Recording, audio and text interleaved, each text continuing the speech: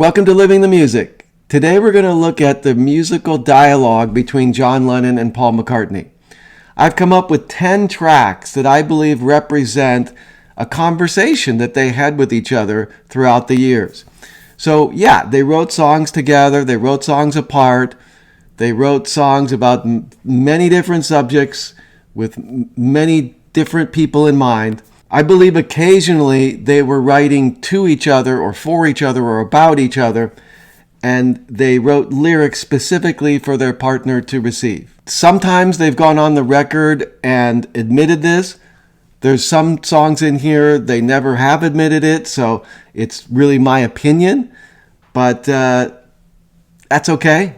We're here to have some fun and imagine that this could be the case. As you listen to this, I'd love to hear your opinion, and especially which songs have I missed that you would add to this list.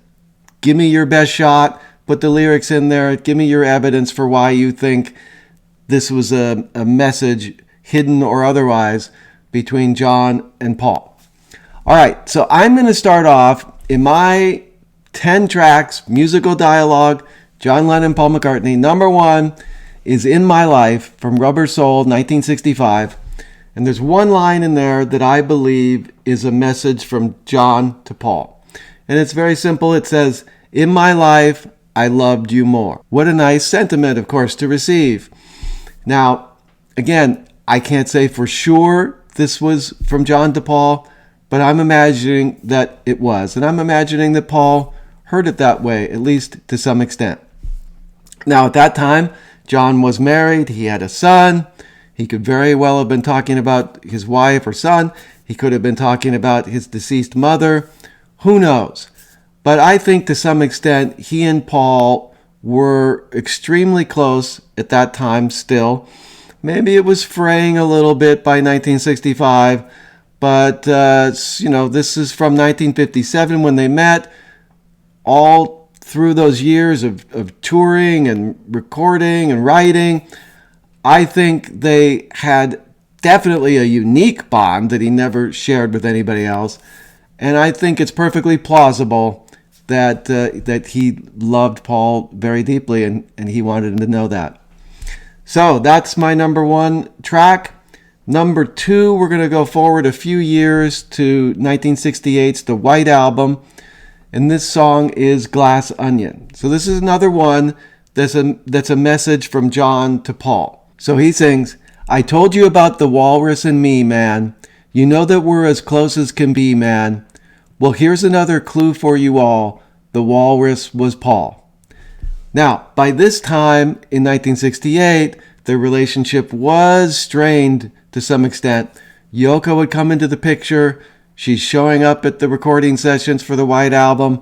Paul feels somewhat like he's losing his friend. He certainly doesn't have his attention in the same way, and he doesn't have his affection in quite the same way. Now, John admitted in an interview that series of lines was written for Paul to hear, and it's quite obvious there. And he frames it as a crumb of sorts that he was sending to Paul because he knew that Paul was feeling a little bit down because he was sort of second in John's affection now. So I'm sure Paul appreciated that, and I'm sure it was well received, so to speak. All right, moving forward into the Let It Be sessions, I'm going to talk about the song Two of Us. Now, this came out in 1970. This is mainly Paul's song. And he does say quite clearly that this was a song for Linda. And this was about their early relationship together, the two of them. But there's one line in there that I believe is directed to John. And that's where Paul sings, "You and I have memories longer than the road that stretches out ahead." Who else can that be about, really, I think? He'd only just met Linda quite recently, a year or two. I think it's got to be John he's talking about here. And, of course, they sing that song together. That's Paul saying, look, we may be drifting apart, but we're always going to have these memories of our deep connection together, and they're going to stretch on as long as we live. Number 4, now this is after they've broken up the band, and we're going to go to Paul's 1971 album Ram, and he writes a song called Too Many People. Now, he has admitted that this is a message to John and Yoko. He felt like they were preaching too much. They were, I guess, in his mind, telling people what to do politically more than he would like, or more than he thinks is acceptable. So he has a line in there simply, too many people preaching practices. Too many people preaching practices. John, I think, says he heard that loud and clear. He didn't really appreciate it. And he comes back with my number 5 song, which is probably the most iconic of any of these songs. From his 1971 album, Imagine, he writes the song, How Do You Sleep? This is absolutely a message to Paul, or certainly about Paul, and it's vitriolic, it's aggressive. He takes Paul's jab and he comes back at him with several knockout punches. But I'm going to highlight this line here where he says, the sound you make is music to my ears. You must have learned something in all those years. I think that stung Paul quite deeply, and he has brought that up in an interview or two, that hurt him. It hurt him quite a bit, as you could imagine. He didn't think really that John could believe that, but there it is for all the world to hear, including him. So he had to take it, and he had to deal with it. Now, how did he respond? That comes to our number 6 song, and this is from Paul's 1972 Wings album, Wildlife, and he wrote a song called Dear Friend. Now here again, this is one that he admitted was written to John. It's quite a slow piano ballad, quite haunting in its arrangement. And there's a line in there where he says, "Dear friend, what's the time? Is this really the borderline? Does it really mean so much to you? Are you afraid, or is it true?" He does start with "Dear friend," which is reaching out and I think trying to reconcile. Some of those other lines have a bit of bite to them, let's face it. So again, he says, "Is this really the borderline? Does it really mean so much to you? Are you afraid, or is it true?" So, he's putting it in questions, which I guess is better than, attacking. But he's in essence saying, if I read it correctly, come on, man, we don't need to fight like this anymore. We don't need to be so down on each other. Certainly not in public. Are we really gonna just create this wall between us that is never breached again? Now, apparently, soon after that, some months, they did reconcile by phone, and they did get together. So things started to thaw in their relationship, and the warmth started to come back in to a degree. And so that brings us to our next song, number 7, and this is from John's Mind Games album. This is from 1973. He's never claimed this is about Paul, and you could clearly hear it as about Yoko. No problem, I understand. But to me, it's unmistakable that this is a message to Paul, because he references yesterday. He references getting better. Sure, you could say that's coincidental, or it's just, you can't place too much meaning on it. But to me, John was a very thoughtful man, very clever, and I just don't think those references are meant to go unnoticed. So I'm going to highlight these lines where he says, "Today I love you more than yesterday. Right now, I love you more right now. And I know it's getting better all the time as we share in each other's minds. Well, if indeed this is from John to Paul, it's quite a nice sort of make-up song after How Do You Sleep? Moving along, I'm imagining Paul feeling a lot better about their relationship. They got together more times throughout the 70s.